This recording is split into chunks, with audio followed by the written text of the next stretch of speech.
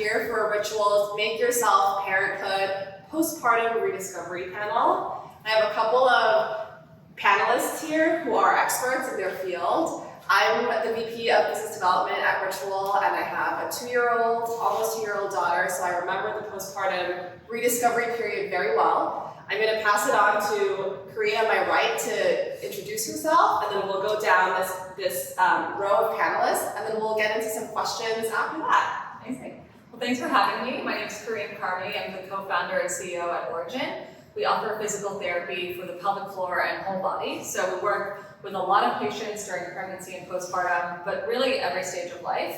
We'll definitely talk about the pelvic floor in case you don't know what that is, but it's a really important and essential part of our physical recovery, especially postpartum. So that's very helpful. I'm Jessica Diggs. I'm a licensed midwife specializing in home birth and education. I teach childbirth ed, I train doulas, and I'm based here in LA. Great. Hi everyone, my name is Keya Nkonoki, and I am a founder, facilitator, trainer, and doula at Moms at Home. We are an online platform that offers resources for self-healing, and we center caregivers. So we care for the caregiver using the principles of mothering, nurturing, caring, safety, and connection. Awesome. So a lot of expert advice that can come out of these three panelists. I think something that we can start out with is we've all heard about this thing called the fourth trimester, the postpartum period. Based on your experiences as practitioners, maybe as mothers, what are some things that you think prospective moms should know about the fourth trimester? What is there to expect? And what do you wish that you had known before entering into that fourth trimester if you are a parent? I can kick off, sure. Full disclosure, I'm not a parent, and so a lot of my learning has been through supporting other birthing people, and hopefully one day we'll join them as well. But I think what's so interesting and impactful for me about the fourth trimester is that it only got named, less than a decade ago, and it is really this incredibly important and critical period of time that your body is still changing and recovering from birth, from pregnancy, and frankly, there's probably a fifth trimester and a sixth trimester.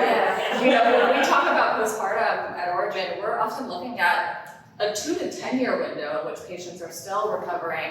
Oftentimes you have birth injury that's unaddressed. And so, one thing that we often tell our patients is that this time is really still part of your healing process. It's really the beginning of that process. And unfortunately, the medical community really just dismisses the fact that we need physical recovery and emotional recovery after we give birth. I think just acknowledging that this is still part of your pregnancy journey is really critical and can help center just how it's important to still take care of yourself even though you have this amazing new human in your life. Yeah, I would echo all of that. When I think the fourth trimester, I'm thinking of a huge transition. Everything is still changing, everything is still evolving, and if we can really lean into how do we nourish and support and give grace around that transition, we tend to do a lot better at navigating it. I love that it was named because it creates space versus just having a baby dive right back into life. Like you're forever changed. So really giving time and say and a name to this critical moment really helps people carve out just space to nourish themselves and to transition well after a baby. It keeps going, but at least we can start somewhere of like creating a habit of building in these things to nourish transition. Absolutely, and I would just add to what you're saying, just using that word transition and looking at it through the lens of identity, because as a mother, it's a huge role and you step immediately into caregiver. And I think a lot of people aren't ready for that part. I think that there's a lot of body transitions that happen, but there's also this big emotional shift and feeling supported in that way so that you can learn how to mother yourself. So you're really continuously coming home to yourself as a mother. And so I would say that that's a piece that often gets neglected in that fourth trimester. So I hear a lot about physical transition, emotional transition, role transition. I think a lot of us, a lot of birthing people when they go through pregnancy maybe expect the physical transition, but the emotional and role transition is something that maybe in their mind space they haven't thought a lot about. So in your experiences, how should birthing people as they transition into this fourth trimester think about creating space for themselves, giving themselves grace to transition to this new role? What are some things that you would recommend? What are some things that you would suggest that they do or don't do to get there? Yeah, I will start with kind of more of a definition just to understand what's happening to the move, and then we can dive into tangibles. But think of puberty, like from going from child to adult, adolescent is a full body experience. Like there's a mental component, there's a physical component. The same with motherhood. It's called matrescence. It actually has a name. You're never going to be that same person again. Like your entire brain has changed. It doesn't even look the same. So like really helping them create space that there is a death to the person before you had a baby, and there's a welcoming to the person after that. And really sitting down with themselves with like, what are you excited about this new person? And then what is something you might want to hold on to from that old person? And create space for grieving. Like I hold a really good space. I'm also not a parent, so I'm like, tell me all how you really feel about this because I can hold it. And I'm like, there's a grieving process that they need to prepare for from the emotional side. And it's not attached to their baby at all. It is attached to their former selves. And how can we be excited about the new person, but also create a processing for that old person. And that can look like anything from journaling to venting to a safe space. Another new mom is often a good option, or a care provider who's totally fine. Recording things and then writing letters to yourself is really nice, and just like being held. Also therapy, always safe. But yeah, like really creating space for processing. I'm no longer this person in its full capacity. I can hold on to some pieces, or I have to really prioritize them getting back to some pieces. Like I have a lot of people who want to get back to being a lover. Like, get it. How can I get back to there and create room to do so? Yeah, I mean, I think as a parent, I do have 2 boys, and there's a big gap. So my postpartums were very different. I was pregnant in my late 20s with the first, and in my late 30s with the second, and very different births, very different postpartums. And I just feel like the level of planning that we put into purchasing a home or buying a couch in our house, and then like it's like you're hiding, head in the sand, and boom, I'm 8 months and I haven't done anything. I don't know what's gonna happen except my baby shower, and that is what's common. And so I would say my biggest suggestion would be to put the same level of planning that we put into all of these other things in our lives that matter into our postpartum care, not just for the baby, but for mom. Like, what am I, and it's kind of simple when you think about it. It's connection, caring for yourself. Put your mask on first before you can get that to the baby. No, those are great points, and I think the only thing I'll add, and you alluded to it a little bit, both of you, is just the relational differences that you have after becoming a mother, obviously to yourself and to the child, but also to your partner, to your work. And one thing we talk a lot about is postpartum sex. This is okay for this audience, but a lot of people don't talk about painful sex, or the fact that if you're still breastfeeding, you might have hormonal imbalances that might impact desire or lubrication. And so this thing that you're told, like, oh, just have a glass of wine in 6 weeks and let's go, is insane. And so I think being prepared, to your point, and taking the time to understand that transition, which is going to have a relational impact, will also impact your own psyche, I think is just so critical. And I've dealt with painful sex before, and so just knowing that cycle can create further trauma is just so important. That's an important part of your life, obviously. So what I'm hearing too is there's an element of support that's necessary, supporting yourself, having your family members, your friends, your care providers support you. Are there suggestions that you would give to these supporting people in a birthing person or mother's life on how they can best support this new parent as they're navigating such a big life change? I'm going to jump in on that. Yeah. I have a letter on my website, my blog. It's called Dear Postpartum Mama, and it's specifically written, to your point, it's for birthing persons, mothers, to be able to pass along to those in their circle on how to best support them with like hyperlinked resources. Because people need a playbook. Yeah. They do. Yeah. I would say we, as a society, we can do not have good etiquette around postpartum. We're just talking about the South, but we're from a place where sicknesses are a thing. We just literally come and see the child. And so I do something similar. I give a play-by-play because people don't actually know how to show up, but they want to typically. So literally we do like a postpartum care plan or collective care. And it's like for nourishment, for body work, for sleep, for emotions, like literally writing down what it is you need from your people and giving that to your inner circle. And then as you just get your bearings, if you will, that can expand and it will haul for other people. But my tangibles are usually like, have a running grocery list in your phone. If someone asks you what you need, you have it. Just pop it into it and text it to them. The same with like Instacart for people, because we've been in the pandemic, but also most of our friends are bi-coastal in a way. Like they can Instacart you something or Postmate you something. For partners or people within the home, I'm like, set up a little station and never let that water go below a fourth pool. And just kind of be checking in around what's posted and what's needed.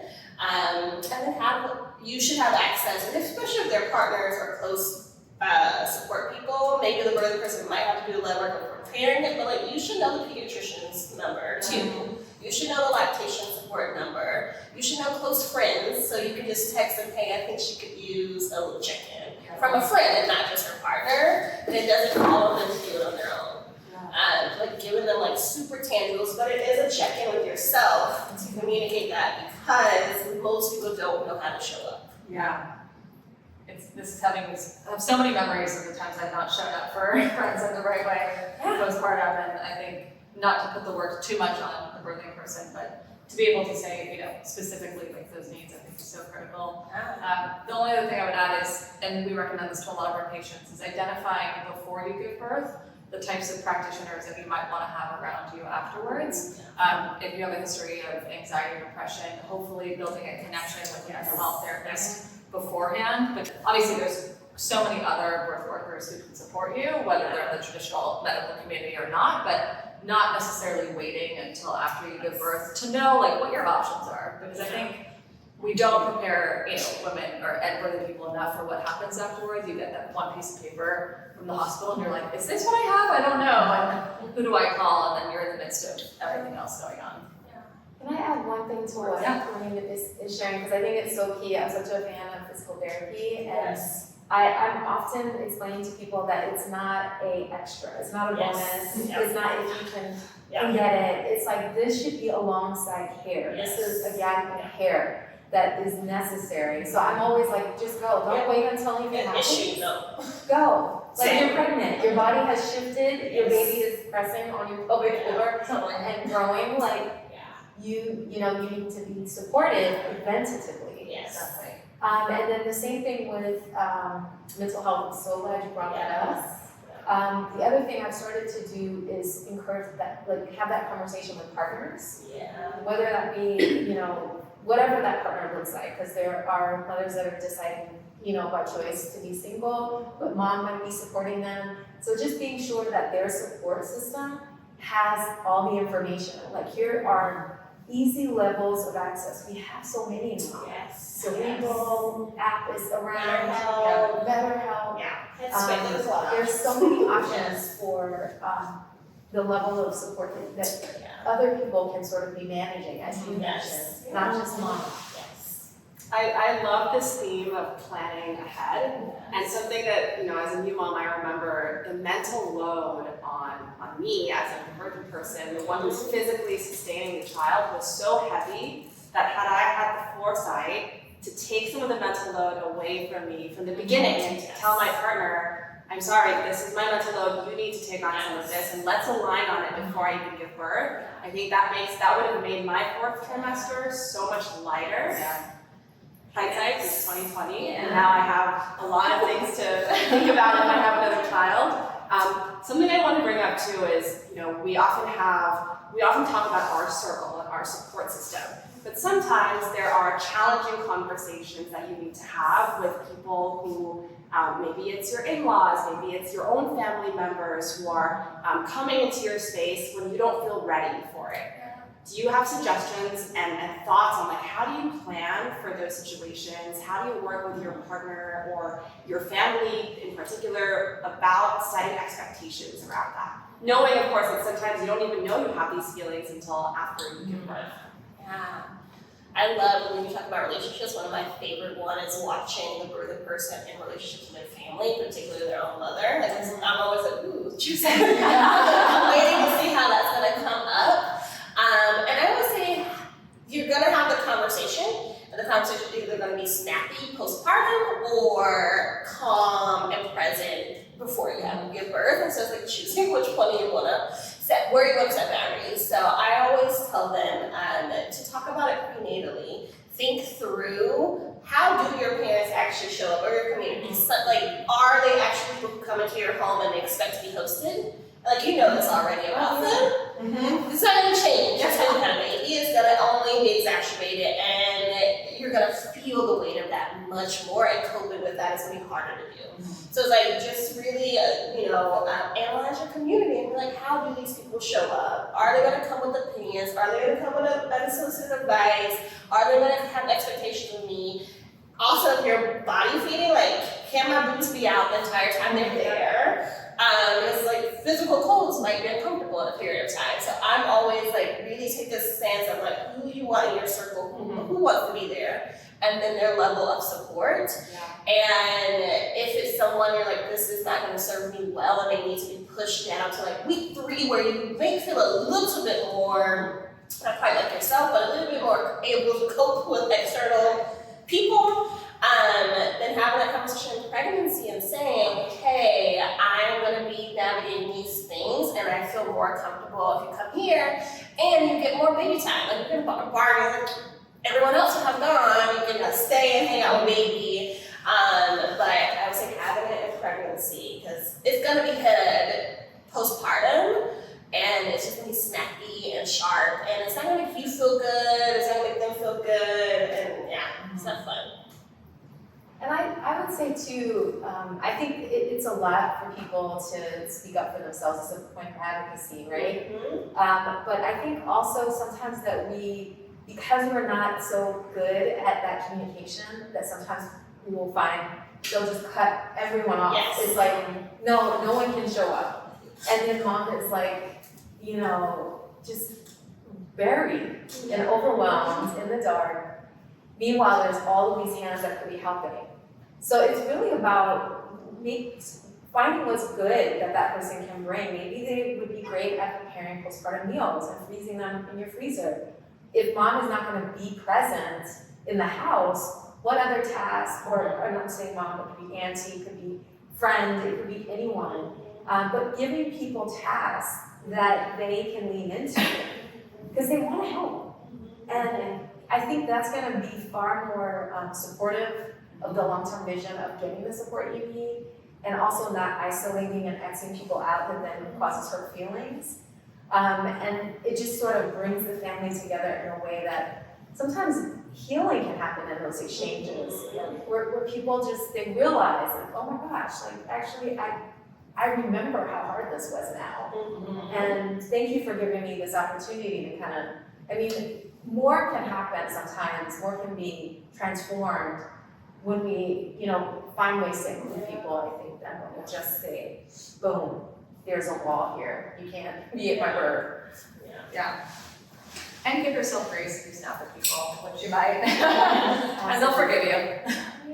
Yeah. It's bringing back a lot of memories for me. I had a baby in the height of the pandemic when we were so scared about people coming in, what exposure they had. And it was very difficult to have those conversations to say, we're really not comfortable. But in hindsight, I think all of you are right in like standing up for yourself, standing up for how you're feeling, and then having your partner support you in that, presenting a united front to both your family and your friends makes all of the difference. And sometimes if you don't advocate well for yourself, because it's not everyone should, make someone else the gatekeeper. Definitely. Literally, no one talk to you. Your phone, you don't know where your phone is, and talk to your partner, your best friend who's better at asserting this. You've given them the playbook of these people are great at this is how I need support, and then they show up for you in that way. Make someone else the gatekeeper is usually helpful. Yeah. That's an awesome advice. Yeah. Yes. Don't do it. I'm a great gatekeeper. I'm like, oh, she is not.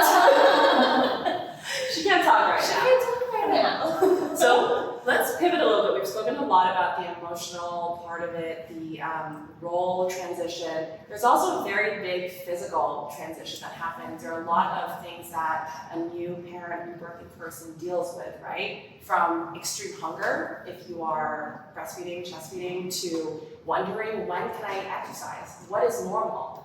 What are some things that new parents can expect from the physical recovery? Well, happy to jump in, and obviously there's different types of ways you can give birth. There's both vaginal birth and C-section, and both require support and recovery.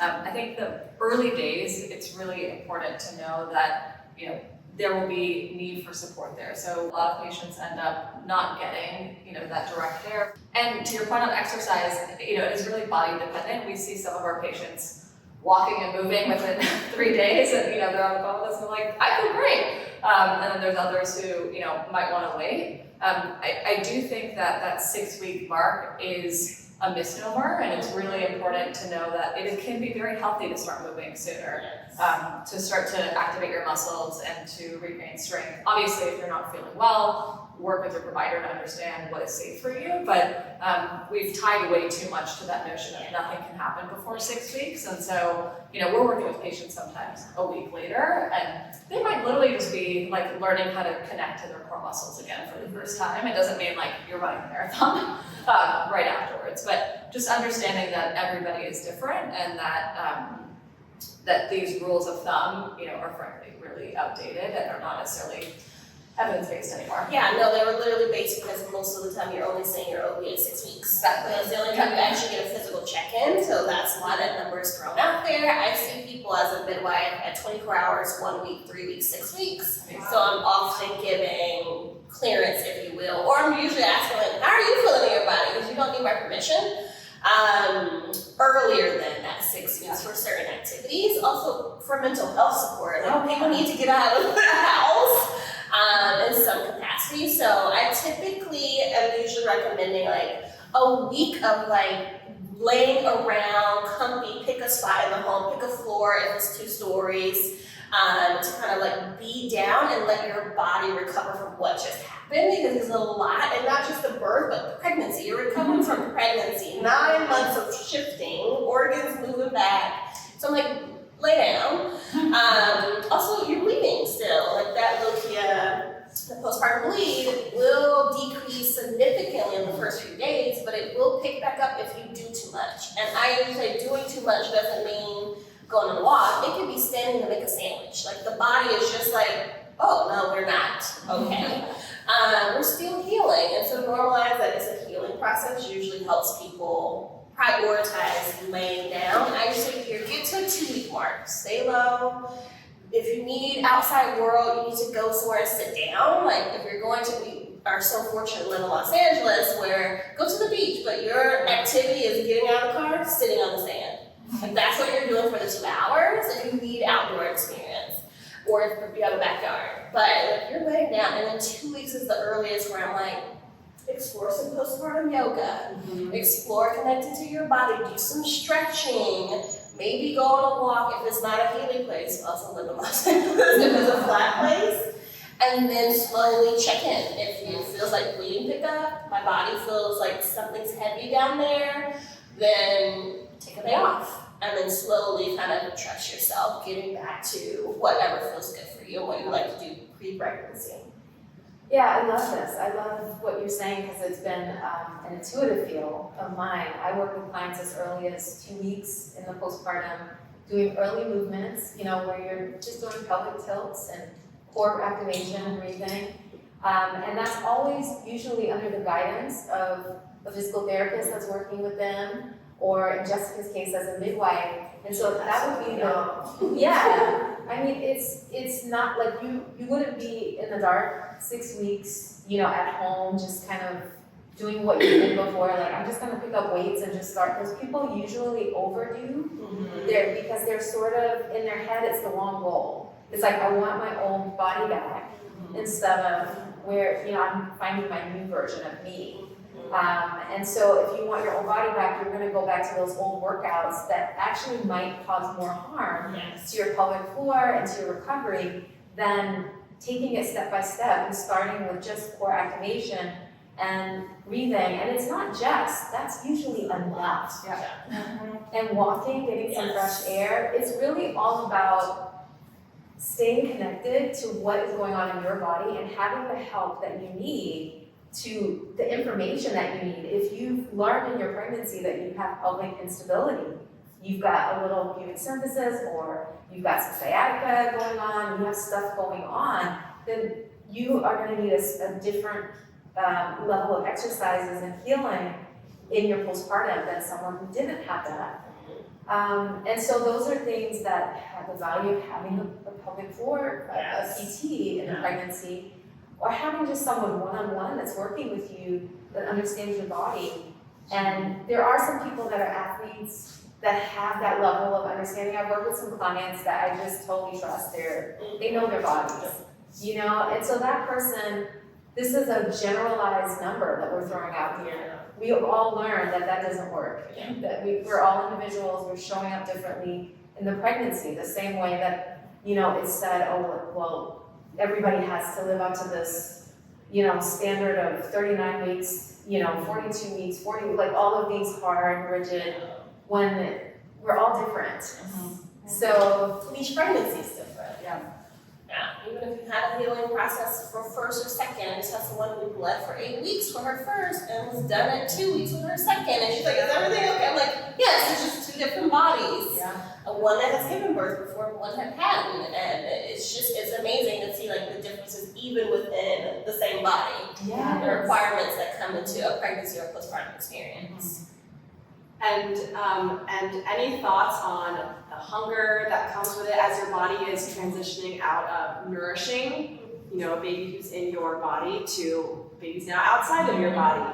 Thoughts on like how to deal with hunger, how to deal with thirst? Like, what are some thoughts? What are some ideas around that? Or experiences around I would just say, I would just reframe that language of like, you're still growing a human, just on the outside of your body, especially if you're body feeding. You're literally, there's all sorts of growth, so like you're still growing them, so being as mindful as you was about what you put in your body in pregnancy, same thing, if not more in postpartum, you actually need more calories in the postpartum period. I usually say keep a snack thing by the bed for feeding at night.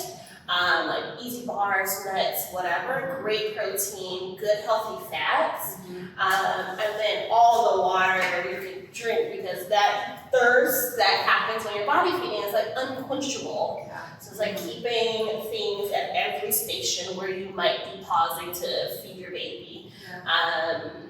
And like delegating that to other people to nourish you. Like, and you can never have enough snacks and food. I'm always like, feed the birthing person, feed them. And for partners, like if there's one way in which you can get around feeding this person or supporting your baby and you're in like a breastfeeding, body feeding experience, like feed the mom, feed the person who's lactating. Like that's how you feed your baby. Is stuff their face, kid gets the byproduct. Very true. They say that when whatever you eat when you're pregnant, your baby actually starts to develop a taste for those things, and if they taste it outside of the womb once they're born, they remember the taste. It's a really interesting thing. So, you know, we talked a lot about like accepting or transitioning into your new self, finding yourself again. Let's talk a little bit about balancing your responsibilities and the role that you had pre-baby with this additional role that you're taking on once you've become a parent.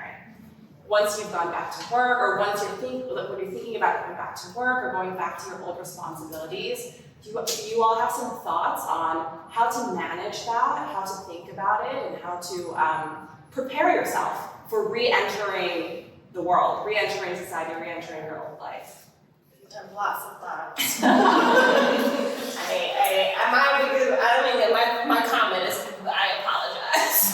Don't take good care of parents as a society. I can give you all the tools, but ultimately this is a societal issue when it comes to balancing life as a parent and re-entering any aspect, even if you don't go back to work, like stay-at-home parents. Like, we don't take good care of you, so doom and gloom. I would definitely, like, if you're co-parenting with someone, really use that transition process to allow them to actually co-parent. co-parent. I see a lot of like primary caregivers micromanage the relationship that the other co-parent might have, and it doesn't set you up for success when you do leave the house to go work or whatever the case is, or just to communicate with the nanny or the child care provider or the pediatrician, like this other person of support people should be able to do just those things at bare minimum, and then let them develop their own relationship, because it will allow you to reintegrate into other avenues of yourself just as much as they're able to as well.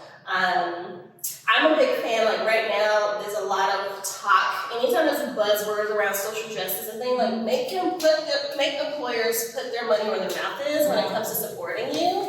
So it might be a renegotiating contract, it might be renegotiating work from home, all of the support, making sure you know your laws around infant feeding and pumping in the workspace, because you are protected. But just as much as you're planning that postpartum, there might be like a week of like sitting down and carving out some space to plan. How will I be supported? What are my new areas that I actually need support in? And then communicating that to their respective party.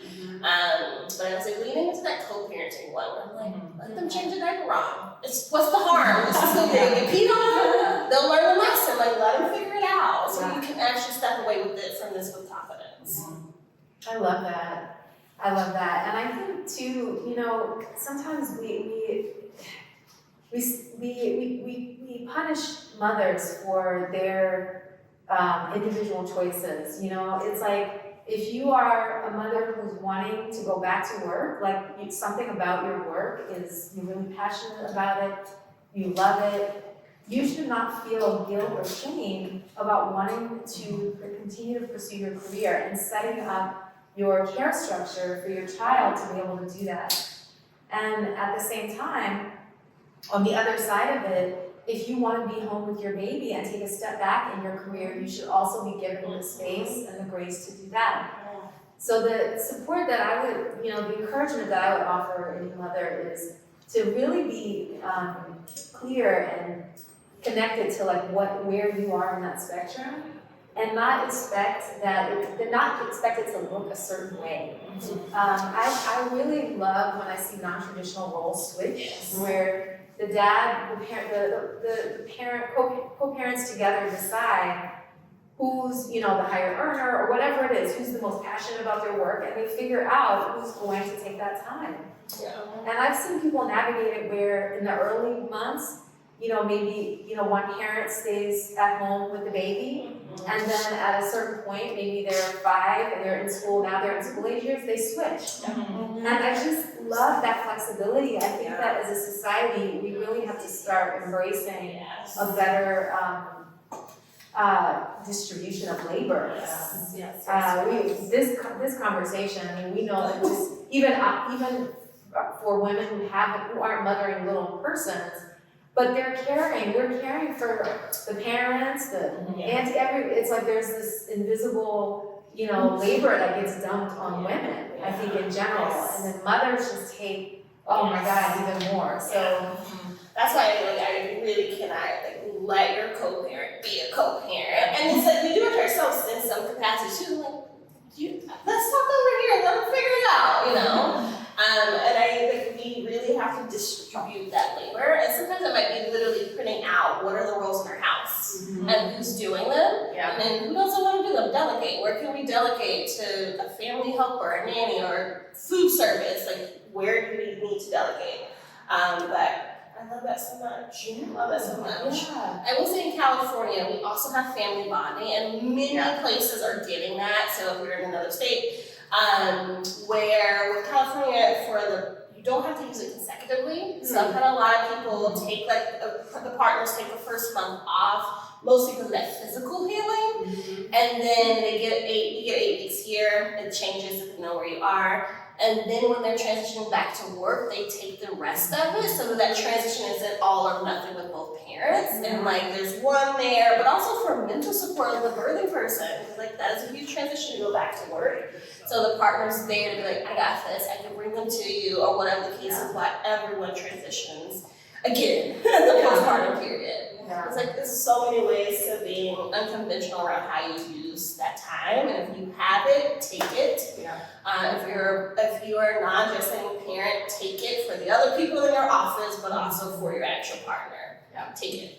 Amen. Yeah, my little social justice plug. Apologize, parents. We don't do a good job of taking care of you guys. We don't. Yeah. So, world should do better. So I know we talked about a lot of challenges of postpartum. There are some beautiful parts of this postpartum period too, fourth trimester and beyond.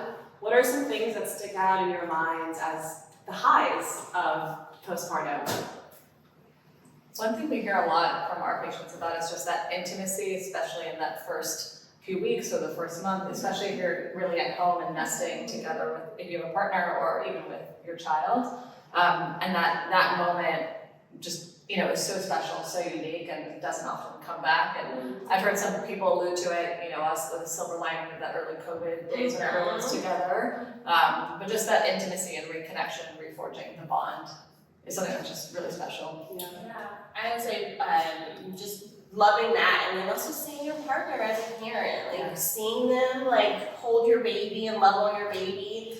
People really, really get reconnected in the postpartum period. We talk a lot about like relationship shifts, often in a negative connotation, but like there's also a lot of like bonding that can really happen when you get to see each other as new roles as parents. And then the little ones too, like they're, I call them like little Buddhas. I could just remember. Yeah, it's like there's so much that you learn from them. Like when you can really be present with them, it's like I think that's the gift that babies bring all of us, is you have to be present. Like it's like their whole experience is moment to moment presence.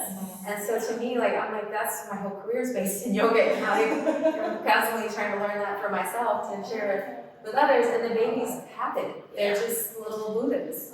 Even more reason to prioritize like delegating everything else, so you can just do this. I say this so much, like let someone else feed you, so you can just hold the baby. Like so you can just be in it. Let everyone else take care of as much as you can, so that you can just be in it. Because you don't get it back. You have another kid, you got a toddler now, and that toddler does not care about your postpartum, and then you realize the newborn is actually chill, and so you don't really appreciate it until the next kid, and you're like, oh, toddlers on a million. The newborn is our Buddha baby, and we're like, oh. Yeah. There's one thing to add, we talk a lot about the physical recovery, and I'm often like in this space of like, it's hard. But for birthing people, you've literally created life, and that is such a powerful moment. And so, there's so much on social media about like stepping into your power. This is that one intense moment where you really can see just how powerful you are as an individual. And I think to counterbalance sometimes that even if you don't feel great yet, like you've just done something superhuman. Yes. Yes. Every birthing person deserves a pat on the back for the physical labor and emotional labor that they've gone through and are going to continue to go through for the rest of their lives. Being a parent is forever. You don't get to say, okay, I'm done. Here you go, off to the world with you.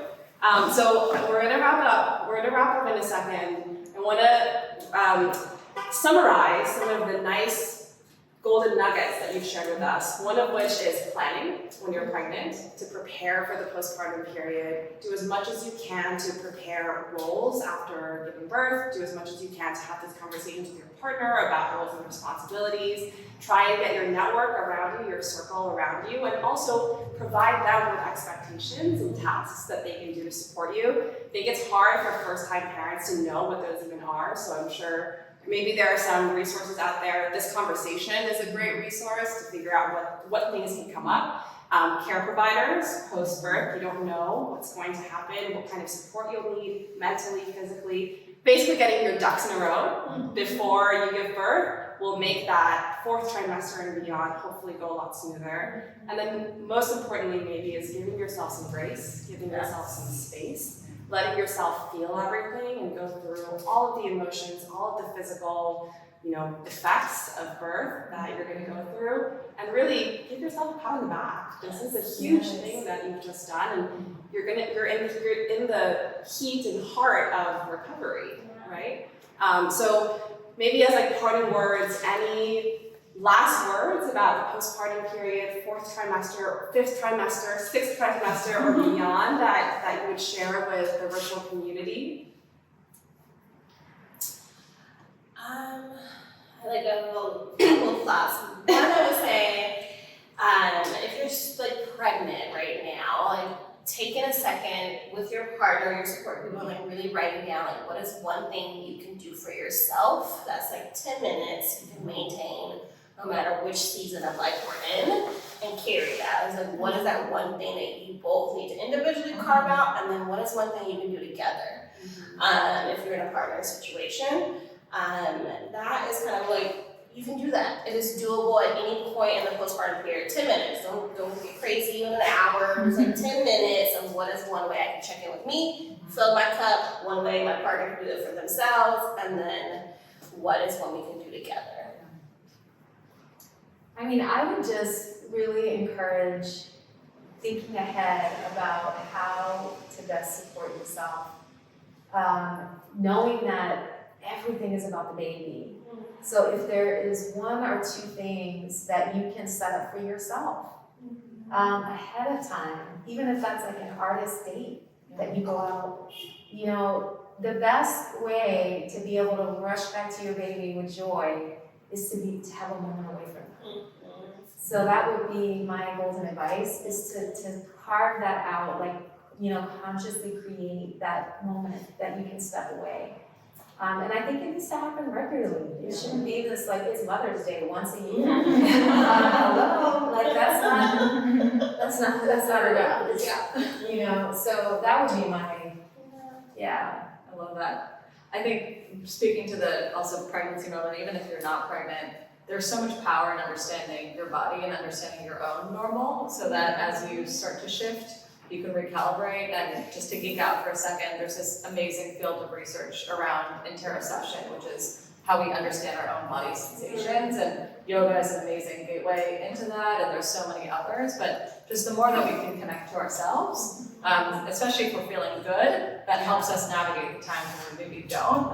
And so just an incredible tool you can use at any stage of life. And even just learning your own anatomy, you know, I didn't know the difference between my vulva and my vagina for a long time. So like taking that time as early as you can to understand yourself just unlocks so much more later on in life.